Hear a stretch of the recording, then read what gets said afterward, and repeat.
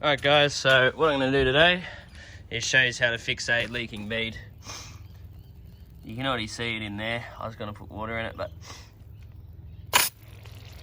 see that there.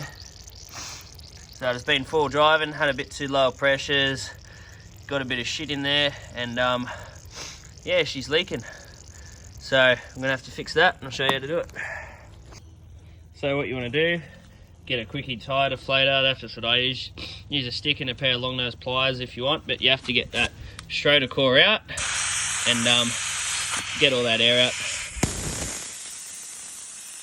Alright guys, so now all the air's out, we've removed the schroeder core from it, and what we're going to do, just put my high lift jack on in the high lift jack mount and just jack it till the bead pops off. You can also jack the car up enough and sit the tyre under it and let the weight of the car do it, but this is just easier.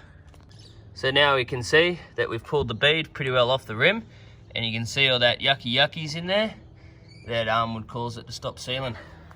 So what I want to do is just get my air compressor in there, blow it all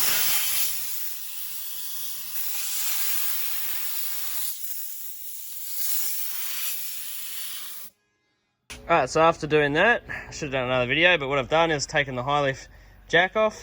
I actually rubbed some little bit of tyre sealant in there, and as you can see, I've got it up now to about 25 psi, and you can see that sealant in there, no bubbles. Beautiful. So that's a nice easy way to fix the bead at home, so you don't have to take tyre shop, spend $100 or something, especially if you're a DIYer.